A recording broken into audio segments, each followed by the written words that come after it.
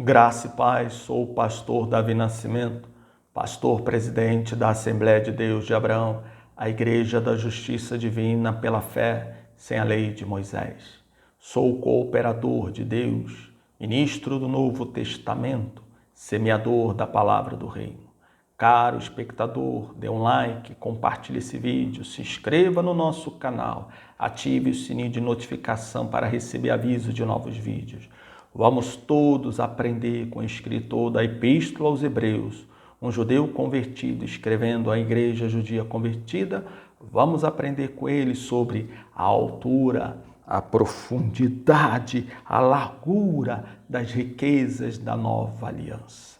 Lembrando que aquele escritor sagrado escreveu aquela epístola no propósito de confirmar aquela igreja a permanecer na graça de Deus, já que alguns de seus membros estavam desertando da fé apostólica, migrando para a lei e para as suas práticas. E no propósito de confirmá-los em Cristo, ele escreve aquela epístola, enumerando distinções entre a aliança do Sinai e a aliança do Calvário, a aliança de Cristo, sempre nomeando a aliança de Cristo como nova, melhor, superior e eterna. E a primeira das distinções entre tais alianças é no que se refere à Escritura que as rege. E isso é possível conferir em Hebreus capítulo 1, verso 1, que diz: havendo Deus outrora falado muitas vezes e de muitas maneiras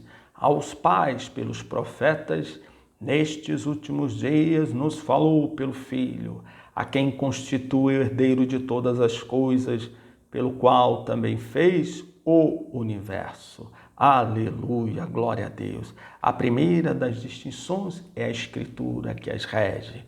Se na anterior aliança Deus falou a Israel pelos profetas, isso é possível conferir de Gênesis a Malaquias.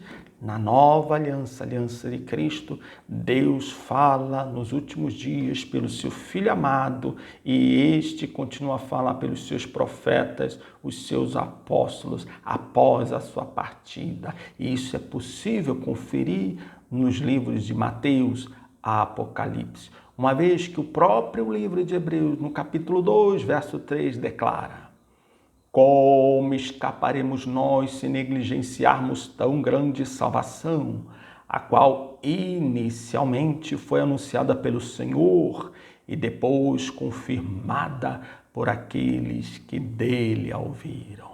A palavra de Cristo era nova porque ela foi inicialmente anunciada por ele. E ela, depois da sua partida aos céus, foi confirmada pelos seus apóstolos, uma vez que foram eles que dele a ouviram. Amém? Graças a Deus. Em especial neste vídeo, aprenderemos e investigaremos quais os livros pertencem à primeira aliança e a quem eles se destinam.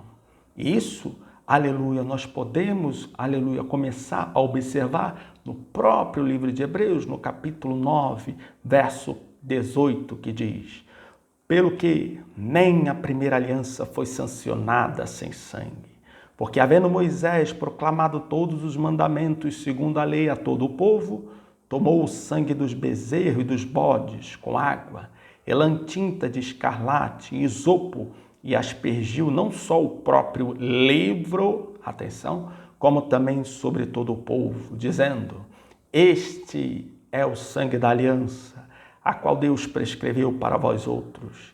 Igualmente também aspergiu com sangue o tabernáculo e todos os utensílios do serviço sagrado. A primeira aliança foi inaugurada com sangue de animais, considerados sagrados à época,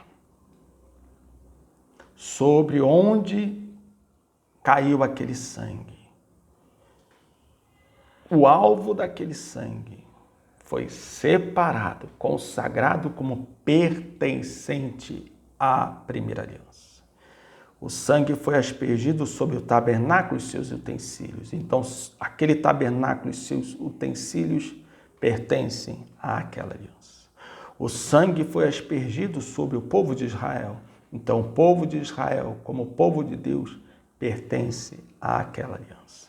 E o sangue foi derramado, aspergido também sobre o livro da lei. Quer dizer, aquele livro pertence àquela aliança. Veja, caro espectador, aleluia, temos aí, quando na inauguração da primeira aliança, a confirmação a que aliança pertence os livros da lei? A primeira aliança. Uma vez que os livros da lei, eles receberam o sangue sobre si. Talvez você me pergunte, pastor, somente os livros do Pentateuco, da Torá, de Gênesis a Deuteronômio, pertencem àquela aliança? Já que naquela época, na época da inauguração, só existiam aqueles livros? A resposta é possível começarmos a entendê-la em Mateus capítulo 7, verso 12, quando o Salvador declara: tudo o que quereis que os homens vos façam, fazei vós também, porque esta é a lei e os profetas. Cristo era duplamente qualificado para dizer-nos que livros gozam da condição de lei. Uma vez que ele era filho de Deus, luz do mundo, e uma vez que ele era judeu desde sempre. Amados, e ele traz-nos à luz algo tremendo. Não somente na lei, mas também nos profetas vigorava o regime de obras, qual seja receber pelo que fizesse. Temos aí um sinal claro que a lei avançava além do livro do Pentateuco e ia em direção aos livros dos profetas. E isso é possível confirmar também, aleluia, no livro de João, aleluia, no capítulo 15, olha o que diz no verso 24. Se eu não tivesse feito entre eles tais obras, quais nenhum outro fez, pecado não teriam. Mas agora não somente tem eles visto, mas também odiado, tanto a mim como a meu Pai. Isto, porém, é para que se cumpra a palavra escrita na sua lei. Odiaram-me sem motivo. Cristo explica, aleluias, que a recusa de Israel em aceitá-lo já tinha sido prevista na lei. E ele cita o texto da lei dizendo: odiaram-me sem motivo. Mas onde na lei estava escrito isso? Estava previsto isso? No livro de Salmos, no capítulo 35, verso 19 e no capítulo 69, verso 4. Portanto, Cristo alça a condição de lei, de livro da lei, o livro de Salmos. Prossigamos também aprendendo com São Paulo que a condição de livro da lei avança além do livro de Pentateuco e vai ao encontro dos demais livros do Antigo Testamento.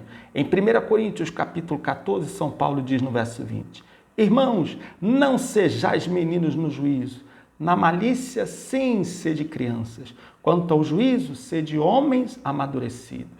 Na lei está escrito: falarei a este povo por homens de outras línguas e por lábios de outros povos, e nem assim me ouvirão, diz o Senhor.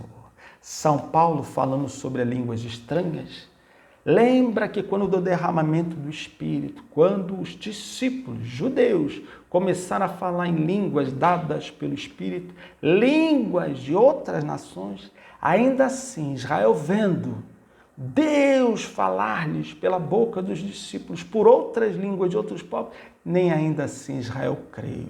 Alguns chegaram a dizer que os apóstolos, os discípulos estavam embriagados. E São Paulo diz que essa recusa de Israel em crer no Senhor, em entender o derramamento do Espírito, em aceitar que Deus falava por outras línguas, línguas de outros povos pela boca dos seus discípulos, São Paulo diz que isso foi previsto no livro da lei, cita um texto do livro da lei. E que texto é esse? De Isaías capítulo 28, verso 11 e 12. Quer dizer, o livro Isaías, um livro profético apresentado por São Paulo, também duplamente qualificado para falar de lei, porque era profeta e judeu desde sempre. São Paulo se refere ao livro de Isaías chamando de lei. Pastor, qual a importância de entender que gozava de condição de lei? Não somente o Pentateuco, mas todos os livros do Antigo Testamento. A importância é o que São Paulo nos traz à luz em Romanos 3, verso 19, quando diz: ora, sabemos que tudo o que a lei diz, aos que estão debaixo da lei, o diz. Amado, e a igreja está debaixo da lei?